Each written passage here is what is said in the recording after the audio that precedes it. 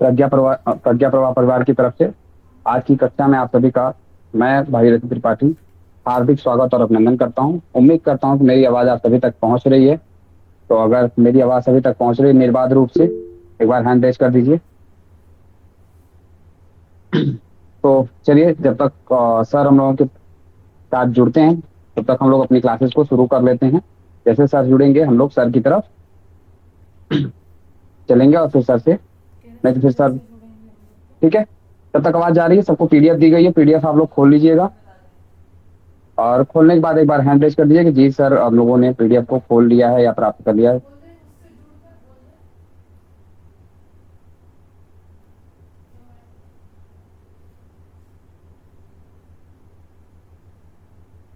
चलिए। Sir current की PDF नहीं, ज्योग्राफी की है क्या?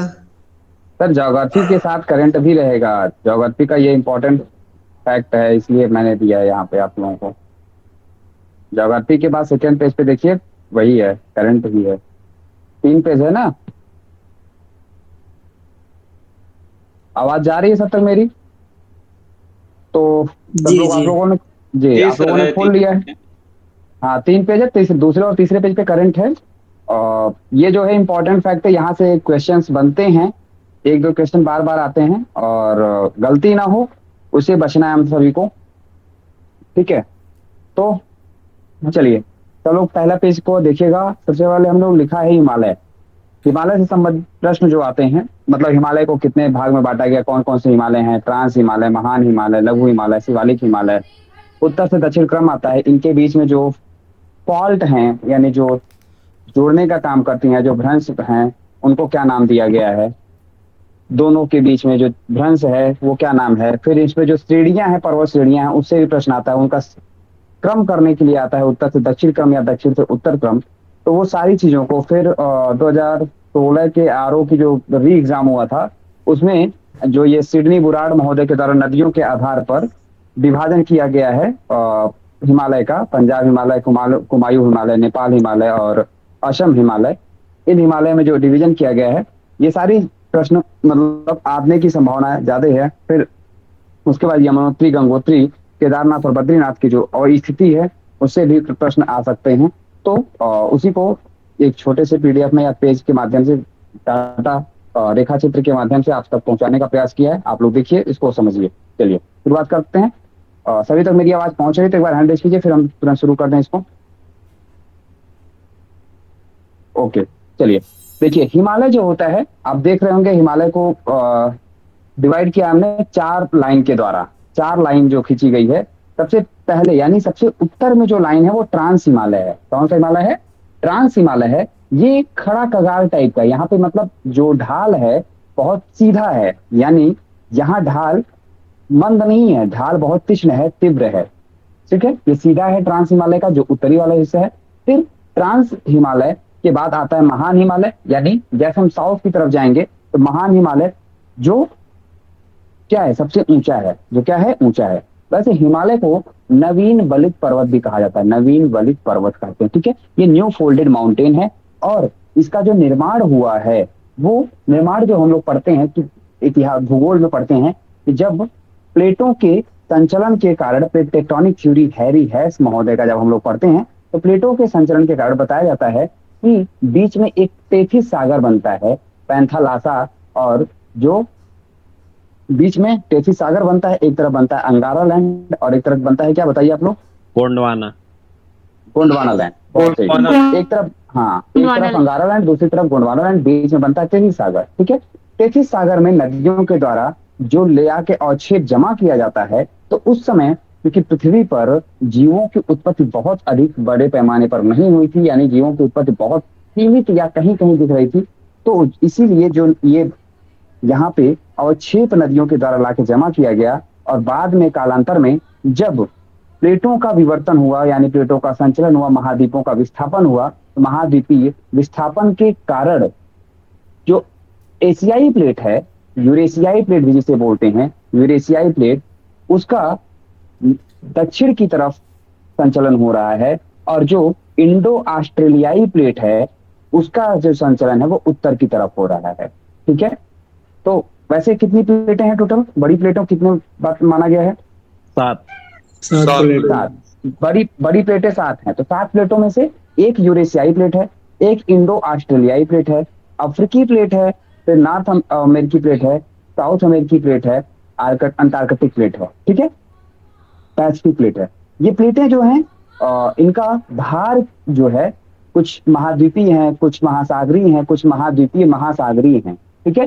तो जो महासागरीय प्लेटें हैं वो क्या हैं? भारी हैं, इसीलिए जमीन के अंदर है, उनके ऊपर पानी है। जो महाद्वीपीय प्लेटें हैं वो थोड़ी सी महासागरीय प्लेट की अपेक्षा हल्की हैं, वो ऊपर हैं, ठीक है।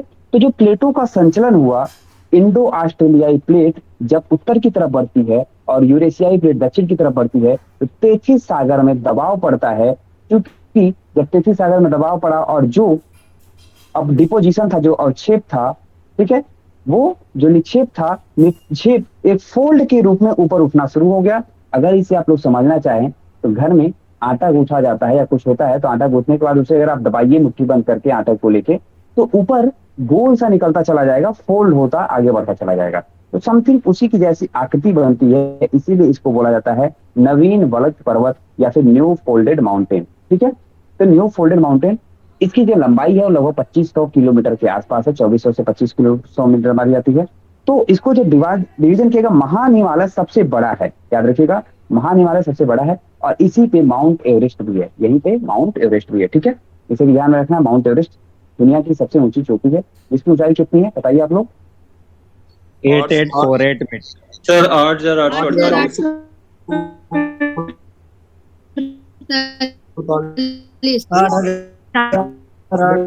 वेरी गुड, आप लोग इसको याद रखिएगा। वैसे तो पीछे से फैक्ट आने की संभावना इससे रिलेटेड तो नहीं है, बट आयोग है, कुछ भी दे सकता है, ठीक है। चलिए आगे बढ़ते हैं। तो महान हिमालय के नीचे आता है लघु हिमालय, ठीक है। लघु हिमालय, वैसे महान हिमालय को और एक और हिमालय के नाम से जानते, कोई अपना बताइए? Himadri, very good very good. लघु हिमालय कहते हैं, और लघु हिमालय को क्या कहते हैं? सर शिवालिक कहते हैं। लघु को सर निम्न हिमालय, हिमाचल हिमालय। हाँ, रुक जाइए, सर निम्न हिमालय, इसे कहते हैं हिमाचल हिमालय। हाँ, इसे हिमाचल हिमालय भी कहते हैं, ठीक है, हिमाचल हिमालय। और जो शिवालिक है, तो शिवालिक का शिवालिक नाम ही है, ठीक है। तो ये 3 हिमालय मेन है। जो ट्रांस हिमालय है उसका खड़ा कगार है, यानी पश्चिम की तरफ, उत्तर की तरफ वो भाग है ट्रांस हिमालय, ठीक। अब सबसे महत्वपूर्ण प्रश्न जो आता है यहाँ से, लघु हिमालय और शिवालिक हिमालय के बीच में है मेन बाउंड्री फॉल्ट। क्या है? Main boundary fault. यहाँ पर भूकंप आने की संभावना ज्यादा है। मेन बाउंड्री फॉल्ट के बीच में भूकंप आने की संभावना ज्यादा है। और जो टिहरी बांध है, आप लोगों को बताया गया था, टिहरी बांध किन 2 नदियों के संगम पर बना है, बताइए आप लोग? भागीरथी और भिलांगना। भागीरथी भिलांगना। इससे संबंधित आप लोगों को कोड बताया था कि भाभी प्रीति मत कर। सर जी सर, बोलिए। लेकिन जो स्थित है बांध, वो भागीरथी, केवल भागीरथी पर है, भिलांगना के पहले मतलब संगम के पहले ही स्थित है। हाँ, देखिए, भागीरथी भिलांगना के संगम के पास बनाया गया है। तो प्रश्न आयोग ने पूछा हुआ, इसलिए आपको बार बार पूछा जा रहा है, ठीक है। ये आयोग के द्वारा प्रश्न आया हुआ है, इसलिए ये प्रश्न आप लोगों के सामने लाया जा रहा है कि अगर आ जाए तो गलत ना होने पाए, ठीक। भागीरथी और भिलांगना, हाँ, वो ठीक है। तो भागीरथी और भिलांगना, और आपको पता ही है जो देवप्रयाग है, पंचप्रयाग ना, पंचप्रयाग आप सबको पता ही है। 5 प्रयाग कौन कौन से बताइए आप लोग? रुद्रप्रयाग, देवप्रयाग, एक लोग बोलिएगा। हाँ, रुद्रप्रयाग, देवप्रयाग, प्रयाग, विष्णु प्रयाग, हाँ, और एक प्रयाग है नंद प्रयाग, कर्ण प्रयाग, नंद प्रयाग, ठीक है। नंद और कर्ण, ठीक है। तो इसका जो संगम है, अलकनंदा तो सबसे मिलती है, ठीक है, अलकनंदा नदी में सब आके मिलते हैं। अब आपको बताना है कि देवप्रयाग, अब एक एक लोग बताइएगा, एक लोग माइक ऑन करके बोलिएगा, देवप्रयाग किन 2 नदियों के, अलकनंदा किससे मिलती है तो देवप्रयाग बनता है? भागीरथी और अलकनंदा देवप्रयाग बनाती हैं। अलकनंदा से देवप्रयाग बनता है ना। और कर्णप्रयाग किन 2 नदियों से बनता है? पिंडर और अलकनंदा। पिंडारी और पिंडार और पिंडारी और चलिए, भागीरथी और रुद्रप्रयाग किससे बनता है? डाकनी और मंदाकिनी मंदाकिनी और मंदाकिनी और पिंडारी। हाँ, मंदाकिनी और मंदाकिनी और अलकनंदा। अलकनंदा। देखिए अलकनंदा सबके साथ है, ठीक है, अलकनंदा सबके साथ है। अब रुद्रप्रयाग को मैंने ऐसे बनाया, अमरूद, अमरूद खाते हैं ना, तो अलकनंदा और मंदाकिनी से मिलके बना रुद्रप्रयाग। अमरूद खाते हो सब लोग, यहाँ से पकड़ लो। विष्णुप्रयाग जो है धौली गंगा, विष्णु जी क्या करते हैं, धो दिए थे किसका पैर, यानी जब विष्णु भगवान के पास कौन गया था, जब कृष्ण भगवान के पास सुदामा जी गए थे तो उनके चरणों को धो दिए थे ना। विष्णु भगवान का अवतार है, तो इससे पकड़ लीजिए कि विष्णु भगवान धोए थे धौली गंगा ना, इससे। तो देव प्रयाग, कड़ प्रयाग, ये सारे प्रयाग हो गए। पंच प्रयाग याद रखिएगा, इससे संबंधित प्रश्न महत्वपूर्ण है, आते हैं बार बार आते हैं, और गलत होने की संभावना यहाँ पे ज्यादा होती है। इसे आप लोग अच्छे से याद कर लीजिएगा, अगर याद हो जाए तो ठीक है, अन्यथा बताइएगा, आप लोगों को कोड बता दिया जाएगा। आसान है, करु देवी पियावन भाथो, इसमें कोड करके आप आराम से इसको हल कर लेंगे, ठीक है। तो बढ़ते हैं हम आगे, चलिए। तो मेन बाउंड्री फॉल्ट सबसे नीचे, जी सर। सर कोड फिर से बता दीजिए। तो कोड बताना है तो एक काम करिए, मैं तुरंत फोटो एक लिख के भेज रहा हूँ, उसको आप लोग देखिए, तुरंत मैं लिख के भेजू तब समझ जाएंगे, नहीं तो लिख नहीं पाएंगे उसको। जी सर, ठीक है सर, ठीक है। हाँ सर जी आज सर। आज का जो पेपर था उसमें क्वेश्चन नंबर 20 है। अच्छा, क्वेश्चन नंबर 20 है। 20 में हमें डाउट है। हाँ सर, थोड़ा देख लीजिए। बाद में देख लेंगे सर, अभी पहले हम लोग करंट कर लेते हैं, ठीक है। इसी से था क्या रिलेटेड? नहीं सर, वो विक्टोरिया लेक जो है, इसमें बताया गया है कि 3 देशों में स्थित है, ये तो सही है, लेकिन फिर बताया गया है उन्हें 4 देशों में स्थित है, तो गलत है। और दूसरा ऑप्शन है कि विक्टोरिया लेक जो है वो भ्रंश घाटी में स्थित है, ये बात जो है गलत है, क्योंकि भ्रंश घाटी में स्थित नहीं है वो। नहीं सर, भ्रंश घाटी में ही बहती है। नहीं, सुनिए भ्रंश घाटी में स्थित है। नहीं, सुनिए सर, वो ईस्टर्न रिफ्ट वैली और वेस्टर्न रिफ्ट वैली के मध्य में स्थित है। नहीं, इसको हम क्लियर कर देना। सुनिए, ये प्रश्न आया था आरओ 2021 की मुख्य परीक्षा का प्रश्न है, ठीक है जी सर, इसका भी उसमें मैं मेंस में खुद दिया था, तो उस दौरान मैंने भी यही सोच के मारा था कि बीच में है, ठीक है, सब लोग याद ध्यान रखिएगा। वैसे ये बीच में, मतलब ये जो भ्रंश घाटी में नहीं है, ठीक है। हो सकता है प्रश्न बनाते समय मैंने ध्यान नहीं दिया, अभी आपने दिया तो मैं बता देता हूँ, आप लोग क्लियर कर देता हूँ। ये भ्रंश घाटी नहीं है, दो जो वहां पे घाटियां ना बीच से डिवाइड हो जाती है, ठीक है, उस बीच में स्थित है, दो घाटियों, दो भ्रंशों के बीच में आ जाती है। तो आयोग ने क्या आंसर माना ये नहीं पता है, महत्वपूर्ण चीज ये है, ठीक है कन्हैया सर। सुनिए, आयोग ने आंसर क्या माना है ये हमें नहीं पता है, ठीक। मतलब क्या है कि आयोग ने मेंस का तो आंसर की जारी नहीं करना है, तो आयोग ने प्रश्न तो पूछ लिया है, तो हमें आंसर नहीं पता है। तो अब आंसर किसी सोर्स के द्वारा जो हमको मिला है वो जो है ऑप्शन आपको दिया गया है। पर हमने जो पढ़ा सविंद्र सिंह की बुक, जो भौतिक भूगोल के लिए बहुत अच्छी मानी जाती है, उसमें मुझे ये मिला था, जो मैं आपको एक्सप्लेनेशन बता रहा हूँ, सविंद्र सिंह की बुक से एक्सप्लेनेशन है ये। लेकिन जो कुछ लोगों ने जो आंसर बना के देते हैं, उन लोगों ने जब ये दिया तो हमने कहा ठीक है, अभी फिलहाल के लिए मानते हैं, आयोग कहीं ना कहीं तो ये देगा ही देगा, किसी भी एग्जाम में देगा। भगवान करे हम लोगों के एग्जाम में ना आए पीसीएस और आरओ में, डाउट में जाए हम लोग, ठीक है। चलिए तो आगे बढ़ते हैं हम लोग, ठीक है। चलिए मैं आप लोगों को तो 1 सेकंड में, आंसर क्या होगा अभी मैम जो मैं बता रहा हूँ कि अभी इसको मान के चलिए कि जो आंसर आपको दिया गया वो पढ़ के चलिए, भगवान से मनाइए कि ये प्रश्न आए ही ना रिपीटेड में, ठीक है। ये सबसे अच्छी चीज है, क्योंकि आएगा तो आयोग ने आंसर नहीं दिया। हाँ, परीक्षा वाणी में लिखा है कि भ्रंश घाटी में बैठी है। परीक्षा वाणी मैम सब चीज सही नहीं देती है। परीक्षा वाणी से 2017 में मेरा एक क्वेश्चन गलत हो चुका था, परीक्षा वाणी में दिया था कि जो हम पढ़े हैं सर, एक मिनट, जैसे हम जो पढ़े हैं वो जैसे जो वेस्टर्न रिफ्ट वैली है उसमें एडवर्ड किबू टांगानिका मलावी है, और जो ईस्टर्न रिफ्ट वैली में स्थित है उसमें तुर्काना और ताना है, दो लेक, और बीच में बिल्कुल दोनों रिफ्ट वैली के मध्य में स्थित है मतलब विक्टोरिया लेक। तो ये रिफ्ट वैली का सवाल है नहीं है सर, ये तो मध्य में है।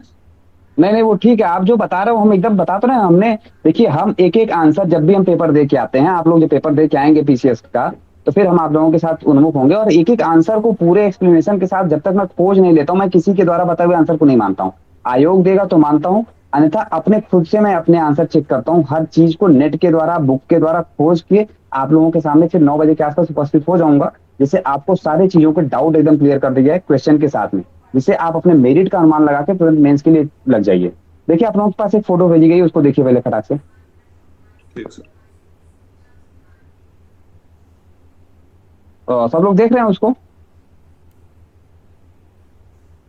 सर ऐसे ही आप लोग कॉपी पे लिख लीजिए जैसे मैंने लिखा है। कॉपी पे लिखिए तब एक्सप्लेन करें हम। बहुत आसान है, पढ़ना बहुत है। कि करु देवी पियामन भाधव, भाधव, करु देवी पियामन भाधव लिख के तुरंत हैंड रेज कर दीजिए कि सर मैंने लिख लिया। बस 4 अक्षर तो लिखना ही है।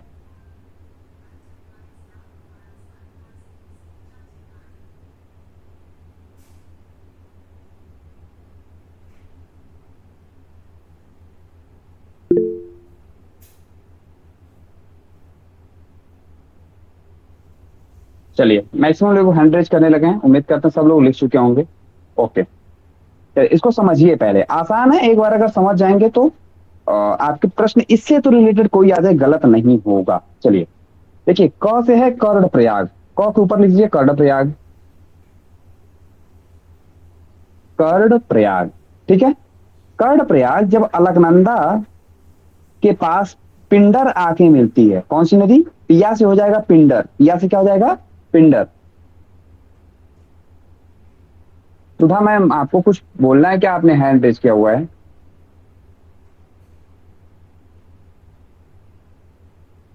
ठीक है, चलिए पी से हो गया पिंडर, क से हो गया कर्णप्रयाग। यानी कर्णप्रयाग कब बनेगा? जी मैम, मैम कुछ आपने नहीं। अपना हैंड रेज हुआ है ना, तो उससे थोड़ा सा वो होता है। तो अगर कोई प्रश्न हो तभी हैंड रेज रखिए, जिससे कि ये दिमाग थोड़ा सा ऐसा होता है ना, आई जब जाती है तो वहां पे होता है कुछ क्वेश्चन है, क्वेरी, इसलिए हैंड रेज है। ठीक है, चलिए तो क से हो गया कर्णप्रयाग, जो पिंडर से मिलती है अलकनंदा तो बनता है कर्णप्रयाग।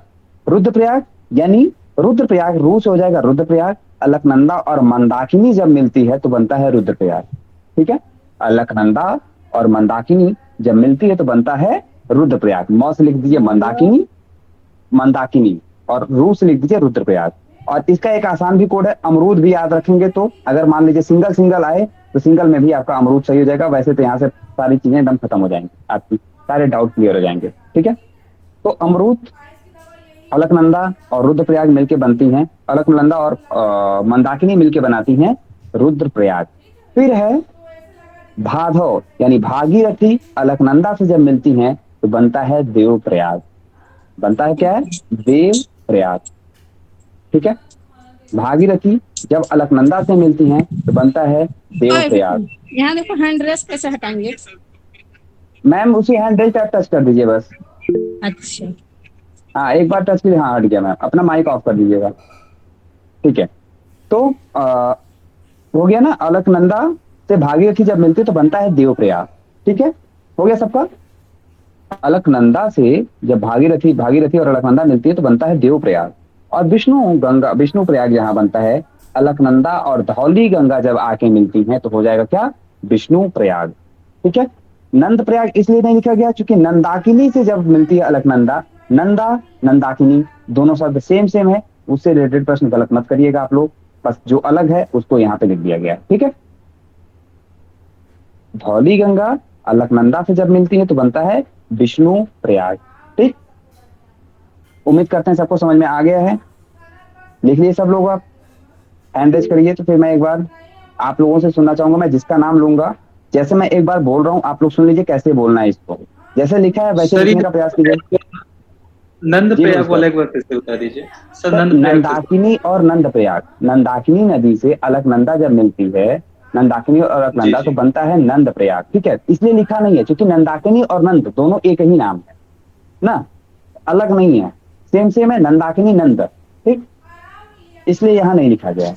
चलिए सब लोगों ने लिख लिया, मैं एक बार बोलूंगा आप लोग ध्यान से सुनिएगा, फिर मैं किसी से एक को बोलूंगा कि आप प्रोनाउंसिएशन करके मुझे बताइए कि आप लोगों ने सही ढंग से सुन लिया है। चलिए, है करु देवी, बोलना है करु देवी पिया मन भाधव, पिया मन भाधव। ठीक है, सुन लिया आप लोगों ने? करु देवी पिया मन भाधव, करु देवी पिया मन भाधव। ठीक है, सब लोगों ने सुन लिया? तो रूपाली मैम आप एक बार प्रोनाउंसिएशन कीजिए। सर ये करु देवी पियामन भादव का सर। हाँ हर्षित सर। मैम डिफाइन नहीं करना, डिफाइन तो वो हो जाएगा। हर्षित सर प्रोनाउंसिएशन जरूरी है। हर्षित सर। हाँ जी sir. Sir sorry pronunciation sir, ये मैंने नहीं लिखा है क्योंकि सर मैंने इसको अपनी ढंग से करा है, तो ठीक है वो ठीक है मेरे ठीक है, को कोई याद नहीं, ही अगर आपने अपने तरीके से याद किया तो ठीक है। कुल मिला के इस महत्वपूर्ण चीज ये है कि प्रश्न सही होने चाहिए, चाहे जैसे भी हो। ठीक है हिमांशु सर आप बताइए। अगर वो ऐसे अगर सर मैंने भी अपने तरीके से याद किया इसको। अच्छा ठीक है चलिए। तो चलिए ठीक है, मैक्सिमम लोगों ने अगर अपना बनाया तो अच्छी चीज है, क्योंकि ये अपने जो बनाते हैं कोड अच्छी ज्यादा याद रहता है। ठीक है, ये तो आप लोगों की सुविधा के लिए है कि मतलब जो चीजें हों आप लोगों को पहुंच जाए। चलिए आगे बढ़ते हैं हम लोग। तो मेन बाउंड्री फॉल्ट, उसके बाद है लघु हिमालय और महान हिमालय के बीच में आता है मेन सेंट्रल थ्रस्ट। क्या आता है? Main central thrust. कंफ्यूजन यहाँ पे भी होता है कि बाउंड्री नीचे है कि सेंट्रल नीचे है। ठीक, इससे बचना है। बाउंड्री पहले आती है, ठीक है, और सेंट्रल का होता है बीच में होता है, ऐसे पकड़ लीजिएगा। बाउंड्री क्या होती है? किनारे होती है, तो बाउंड्री किनारे लगा दीजिएगा। और सेंट्रल, सेंटर का होता है बीच में होता है, तो सेंट्रल बीच में लगाइएगा। समझ में आ रहा है सबको? सेंटर बीच में जाएगा, बाउंड्री किनारे किनारे लगा देनी है। ठीक है, और सचर जोन यानी जहां पे खड़ी ढाल है तो सतर्क रहना है, इसलिए सचर जोन है। वहां पे खड़ी ढाल के आसपास क्या रहना है? हमको सतर्क रहना है, इसलिए क्या हो जाएगा? Suture zone. ठीक, समझ में आ गया सबको? चलिए अब आते हैं जो प्रश्न आता है काराकोरम, लद्दाख, जास्कर, पीर पंजाल और धौराधर। काराकोरम, लद्दाख, जास्कर, पीर पंजाल और धौराधर। ठीक है, अब यहां से प्रश्न आता है उत्तर से दक्षिण क्रम, दक्षिण से उत्तर क्रम।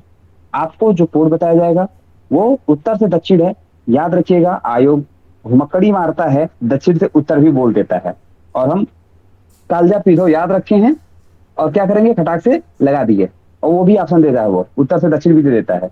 तो तैयार रहना है, आयोग प्रश्न अगर घुमा के पूछे तो गलत ना होने पाए। चलिए, तो काराकोरम श्रेणी सबसे ऊपर है, फिर उसके नीचे लद्दाख है, लद्दाख के नीचे जास्कर है, फिर पीर पंजाल है और फिर धौलाधर है। ठीक, अब कोड कैसे बना है? कालजा पीधो, कालजा पीधो, एक एक अक्षर पहले का पकड़ा गया है और कोड बन गया कालजा पीधो। काल से हो जाएगा काराकोरम, ल से हो जाएगा लद्दाख, जा से हो जाएगा जास्कर, पी से हो जाएगा पीर पंजाल और धौ से हो जाएगा धौलाधर। ठीक है, चलिए समझ में आ गया सबको? अगर समझ में आ गया तो हैंड रेज कीजिए, फिर हम लोग सिडनी बुराड़ की तरफ बढ़ जाएं। चलिए समझ में आ गया है मैक्सिमम लोगों को। तो अब आते हैं नदियों के आधार पर, नाम भी याद रखना कि नदियों के आधार पर हिमालय का विभाजन किसके द्वारा किया गया है? नदियों के आधार पर हिमालय का विभाजन किसके द्वारा किया गया है? सर सिडनी बुराड़ के द्वारा नदियों के आधार पर हिमालय का विभाजन किया गया था। और सबसे पहले सिंधु और सतलज के बीच, सिंधु और सतलज के बीच पंजाब हिमालय का भाग है। कौन सा हिमालय है? पंजाब हिमालय। ठीक, सिंधु और सतलज के बीच कौन सा हिमालय है? पंजाब हिमालय है। आरओ के 2016 के री एग्जाम में आया था, कुमायूं हिमालय किन दो नदियों के बीच में है? किन दो नदियों के बीच में है? सतलज और काली, यानी शारदा, शारदा कहते हैं काली नदी को। वैसे काली नदी जो है इसको लेके एक विवाद चल रहा है नेपाल को, कोई बताएगा क्या किस पॉइंट को लेके विवाद है वो? लिम्पियाधुरा। लिम्पियाधुरा और तीन नाम है वहां पे। काला पानी, काला पानी, काला पानी, लिम्पियाधुरा और लिपू लेक। काला पानी, लिपू लेक, लिम्पियाधुरा। हाँ, ये जो तीन पॉइंट को मिला के कुछ एरिया बनता है तो उसे काला पानी विवाद बोलते हैं। कौन सा बोलते हैं? काला पानी विवाद। ठीक है, तो काला पानी विवाद है और इसकी जो जड़ है वो नेपाल, जो नेपाल के साथ संधि हुई थी, आंग्ल नेपाल संधि, कब हुई थी? 1816। 1816 में। सुगौली की, सुगौली की जो संधि हुई थी उसकी जड़ इसी में समाहित है। ठीक है, काली नदी जो है इसके उद्गम को क्या माना गया था? भारत और नेपाल की सीमा माना गया था। अब नेपाल कहता है कि इसका उद्गम कहाँ है, दूसरी जगह पे। भारत कहता नहीं, जहां तक पहले नियंत्रण हम वहीं रहेंगे। ठीक है, पहले से जहां तक नियंत्रण है हम उस पर रहेंगे। और कहता है नेपाल कहता नहीं, काली नदी जहां उद्गम है वो है। ठीक है, तो ये तो विवाद का विषय। ये हम लोग जब मेंस का रेटिंग करेंगे और वहां पे जब हम लोग अपने फॉरेन अफेयर्स को पढ़ेंगे, विदेश नीति को पढ़ेंगे, तो वहां समझा जाएगा। फिलहाल हमें पंजाब हिमालय, सतलज और काली के बीच में है कुमायूं हिमालय। ठीक है, काली और तिस्ता, काली और तिस्ता के बीच में नेपाल हिमालय जो सबसे लंबा है। काली और तिस्ता के बीच में कौन सा हिमालय है? नेपाल हिमालय है जो सबसे लंबा है। ठीक है, तीस्ता और दिहांग के बीच में है असम हिमालय। तीस्ता और दिहांग के बीच में है असम हिमालय।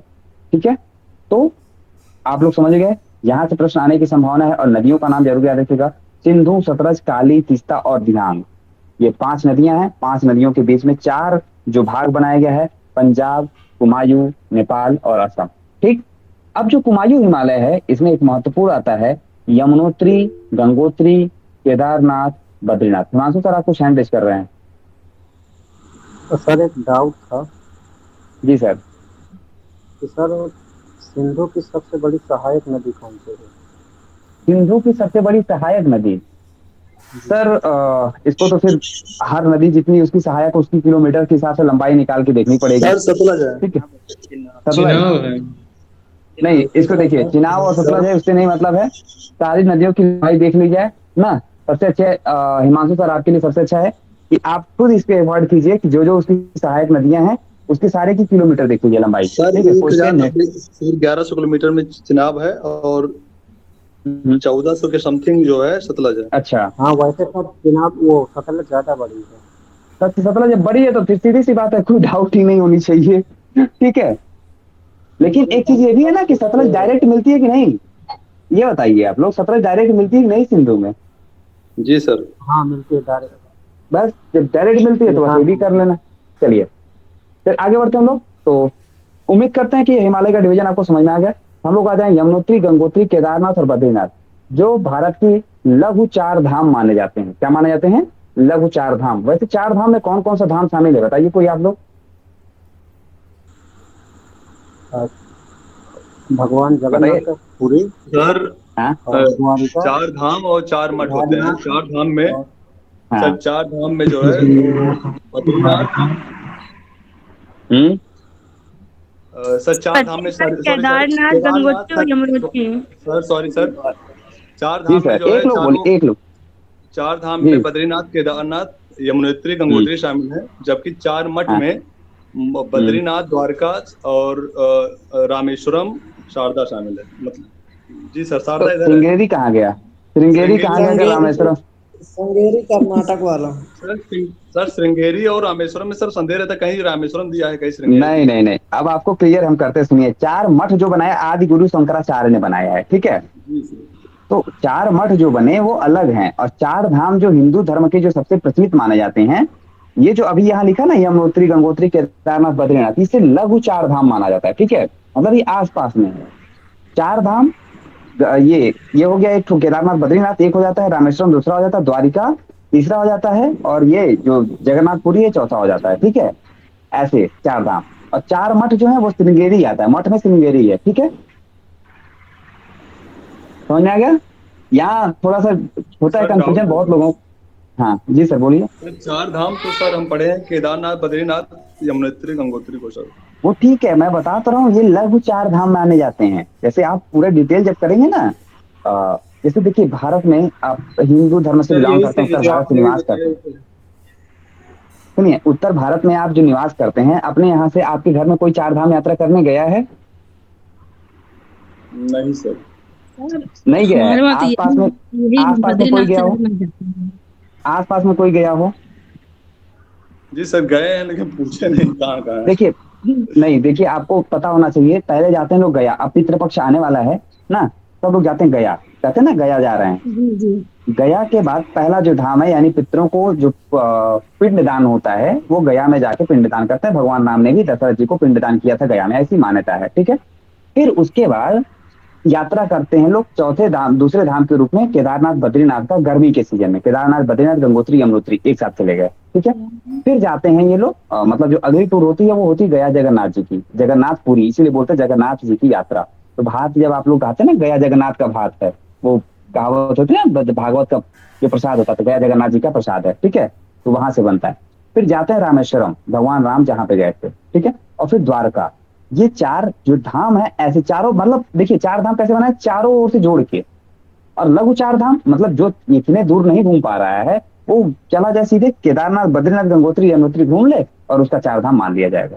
ठीक है, तो हिंदू धर्म में क्या है ना कि हर चीज का एक सोल्यूशन है बीच से, कि मतलब आपको अगर नहीं है क्षमता, तो जैसे कहते हैं ना कि मन चंगा तो कठौती में गंगा, गंगा तो नहाने चार नहीं मठ जा में पा क्या रहे है हैं। सर? चार मठ में, हाँ?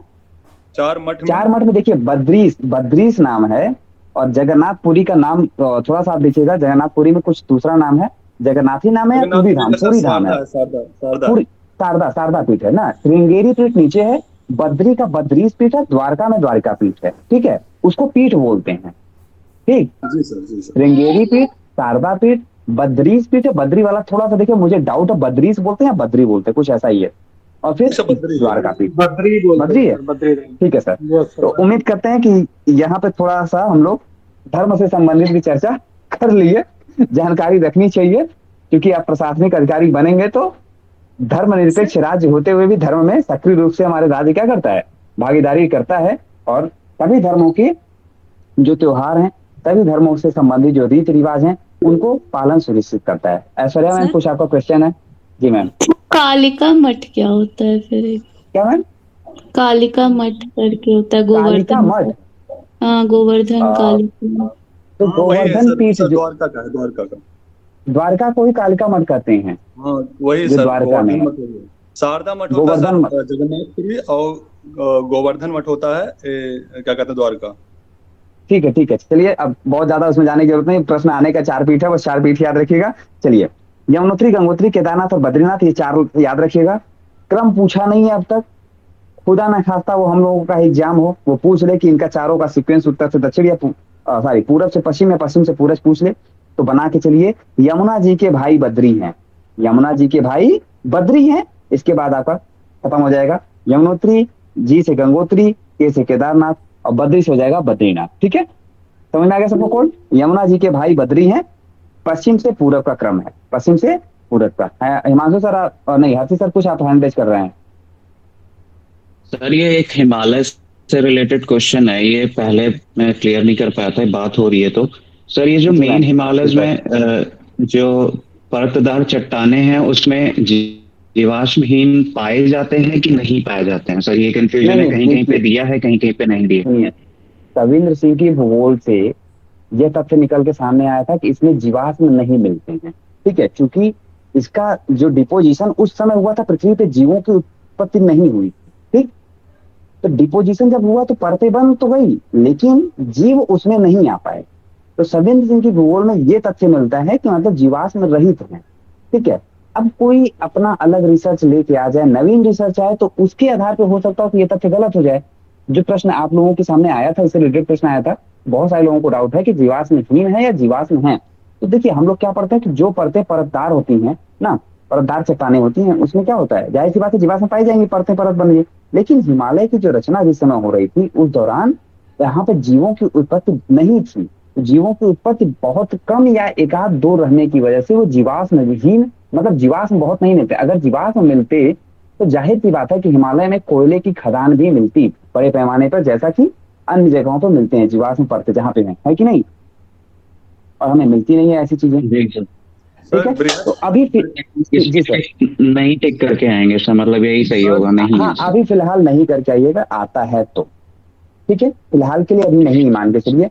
कोई तथ्य अगर आपको ऑथेंटिक मिले, जैसे सविन सिंह का है, अगर सविन सिंह से बाद कोई और भी महत्वपूर्ण जो राइटर हैं उनकी अगर कोई बुक मिले, उनसे अगर तथ्य मिलता है, तो चूंकि देखिए आयोग सविन सिंह को मानता है, और सविन सिंह का भूगोल, जो बृहद हिमालय का जो क्रोड बना है वो ग्रेनाइट से बना है, तो ग्रेनाइट से जो जिसका क्रोड बना है वहाँ जीवाश्म होने का कोई सवाल नहीं है।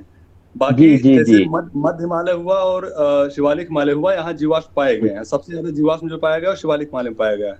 वही शिवालिक हिमालय में तो मिलता ही है, वो क्या मिलते हैं, हम लोग पढ़ते हैं ना कि इतिहास में पढ़ते हैं, प्राचीन इतिहास में आता है ना कि मतलब वहां में जो है जीवाश्म का अभाव है बस, ठीक है। चलिए, तो इससे रिलेटेड जो भी है, अगर अभी आता तो फिलहाल अभी वो नहीं ले आ चलिएगा। अच्छा, पीयू में मैम बोल रही हैं कि मैं बद्रीनाथ से हूँ, तो मैम बद्रीनाथ में आप भगवान बद्रीश का दर्शन तो करती होंगी हमेशा ना, हम लोग कोशिश करेंगे कि बद्रीनाथ पहुंचे, ठीक है। चलिए आगे बढ़ते हैं, हम लोग आते हैं करंट अफेयर्स की तरफ, और क्योंकि आज के करंट अफेयर्स फैक्चुअल बहुत ज्यादा हैं, ध्यान बहुत देने की जरूरत है, इसमें फैक्ट बहुत ज्यादा आज की समिति में है, ठीक है। देखिए, फैक्ट की शुरुआत के 7-8 फैक्ट एकदम रट्टा मार के जाना है, यहाँ से प्रश्न मतलब आने की संभावना मोस्ट प्रोबेबिलिटी है। NIRF रैंकिंग, ठीक है, national institute of ranking framework, इसका नाम है national institute of ranking framework. ठीक, तो अब 2024 जारी किया गया। NIRF याद रखिएगा और कुछ याद रखने की जरूरत नहीं है। NIRF रैंकिंग 2024 किसके द्वारा जारी किया गया? शिक्षा मंत्रालय के द्वारा जारी किया गया। ठीक है, किसके द्वारा जारी किया गया? शिक्षा मंत्रालय के द्वारा जारी किया गया। और सबसे पहली बार ये जारी किया गया था वर्ष 2015 में। वर्ष 2015 में प्रधानमंत्री फसल बीमा योजना की शुरुआत कब हुई थी? 2015 2016 सर 2016 आता हुआ प्रश्न गलत करेंगे आप लोग, आया हुआ प्रश्न है आयोग में। सर सिंचाई वाला 15, फसल वाला 16। हाँ याद रखिए सर, ऐसे प्रश्न मतलब गलती होगा ना तो बस पछताने के सिवाय कुछ मिलेगा नहीं बाद में, समझ रहे हैं? ऐसे फैक्ट एकदम होता ना कि एग्जाम में अगर फैक्ट तुरंत आया तो तुरंत मार दिया जाता है वो, तो इससे बचना है। ठीक है, 2016 है प्रधानमंत्री फसल बीमा योजना। तो 2015 में क्या हो गया? सिंचाई योजना, NIRF रैंकिंग आई। हाँ, और 2015 में और भी चीजें आई थी ना, इम्पोर्टेंट है 2015। जीवन ज्योति योजना सर, एक अटल पेंशन योजना। बिल्कुल बिल्कुल बिल्कुल, 9 मई को थी, ये भी याद रखिएगा, 9 मई को थी। अमृत आगे योजना। बढ़ते हैं। हाँ, उसके बाद आता है समग्र श्रेणी। जो NIRF रैंकिंग होती है समग्र श्रेणी में होता है और 14 अन्य श्रेणियां हैं। ठीक है, 14 अन्य श्रेणियां हैं, एक है समग्र श्रेणी। ठीक है, होलिस्टिक में एक और अलग अलग 14। तो सबसे पहले हमें समग्र देखना है, प्रश्न समग्र से आने की संभावना ज्यादा है। बाई डिफॉल्ट RO के एग्जाम में वो जो अलग श्रेणियां आ रही हैं वहां से प्रश्न बनने की संभावना ज्यादा बन जाएगी। ठीक है, तो ये संभावना RO के एग्जाम में ज्यादा रहेगी। PCS के लिए फिलहाल हम लोग अभी देखें, समग्र श्रेणी में मद्रास नंबर 1 पर है। कौन नंबर 1 है? मद्रास। वैसे IIT मद्रास नंबर 1 पर है। मद्रास की स्थापना, मद्रास का नाम चेन्नई कब से किया गया था, कोई बताइए? मद्रास का नाम चेन्नई कब से किया गया था? एक अच्छा प्रश्न है ये, मद्रास का नाम चेन्नई कब से किया गया था? अरे सर कहाँ जा रहा है 1700 में? नहीं पता, 1996 में लिख लीजिए। 1996 में, 1996 में। ठीक है, 1996 में मद्रास का नाम चेन्नई किया गया था। IIT मद्रास समग्र श्रेणी में नंबर 1 पे है। IISc बेंगलुरु नंबर 2 पे है। IIT बॉम्बे नंबर 3 पे है। IIT दिल्ली नंबर 4 पे है। और IIT कानपुर यूपी स्पेशल के लिए महत्वपूर्ण है, टॉप 5 में IIT कानपुर भी शामिल है। तो यूपी स्पेशल का प्रश्न यहाँ से बनेगा कि समग्र श्रेणी में NIRF रैंकिंग में समग्र श्रेणी में उत्तर प्रदेश का कौन सा संस्थान नंबर 1 पे रहा? वो है IIT कानपुर। IIT कानपुर। ठीक है, तो अब इसका जो कोड है इसे देखिएगा, मद्रासी बम्बा दिल का खड़के। मद्रासी बम्बा दिल का खड़के, मद्रास से हो जाएगा मद्रास, बम से हो जाएगा बंगलुरु, बा से हो जाएगा बॉम्बे, दिल से हो जाएगा दिल्ली, का से हो जाएगा कानपुर और खड़के से हो जाएगा खड़गपुर। खड़के से हो जाएगा खड़गपुर। 6 लोगों का नाम यहाँ पे सीक्वेंस में कर दिया है। आने की संभावना यहाँ से प्रश्न ज्यादा है क्योंकि NIRF रैंकिंग हर बार आती है, हर साल जारी होती है और यहाँ से रैंकिंग के प्रश्न आयोग बहुत उठा रहा है इस समय। ठीक है, तो इसे याद रखिएगा। क्रम याद हो जाए तो ठीक है, मद्रासी, बंगलुरु, बॉम्बे, दिल्ली, कानपुर, वैसे याद रखिएगा।